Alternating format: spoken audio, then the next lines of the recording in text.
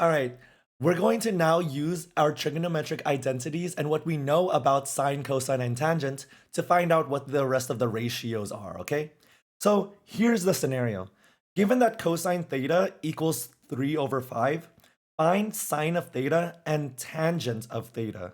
So the first thing that I want you to do is I want you to visualize this. Since we are talking about cosine, sine, and tangent, it only makes sense that maybe we should create a right angle. So that's what I'm going to do. I'm going to sketch out a right triangle. All right, did I say right angle? I meant right triangle. And then we know that this is 90 degrees over here, but it doesn't matter where you put it, honestly. You can make your triangle however you like, just as long as it's a right triangle. So now let's identify what is theta going to be. You can put theta over here, or you can put theta over here. I'm going to put theta right over here for us. Okay, so since this is our angle theta, cosine of theta equals 3 over 5. Cosine of theta equals 3 over 5. Remember, what do we know about cosine again? The ratio is what? Well, in SOHCAHTOA, it is the cosine is adjacent over the hypotenuse. So the adjacent over the hypotenuse. Okay, so if the cosine of theta is 3 over 5, then the adjacent is going to be 3. Oh, so where's the adjacent of theta?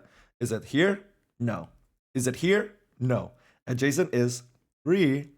And then what is the hypotenuse? Okay, well, the hypotenuse is 5. So where's the hypotenuse located? Right over here. So now all we have to do is we need to find out what this missing side length is going to be. You could do one of many things, but since we have a right triangle here, maybe we can use the Pythagorean theorem to find out the solving leg. So let's go ahead and do that. So we know that a squared plus b squared equals c squared. So leg squared plus leg squared equals hypotenuse squared. Let's substitute these values. So a squared is going to be 3 squared plus b squared, we don't know what x is, so I'm just going to leave it as x squared, equals c squared, which is your hypotenuse, 5 squared. Okay, let's solve. 9 plus x squared equals 25. What are we going to do to both sides? Subtract 9. So what does x squared equal? X squared equals 16.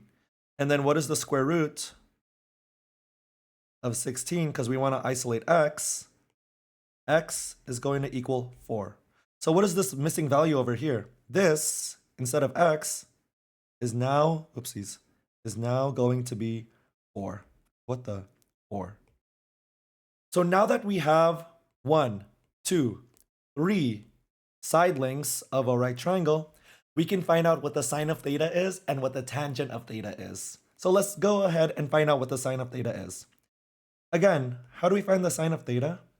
The sine of theta equals, well, the opposite over the hypotenuse.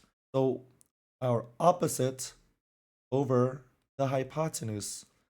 So the sine of theta, so what is the side that is opposite of theta? 4 over the hypotenuse of 5.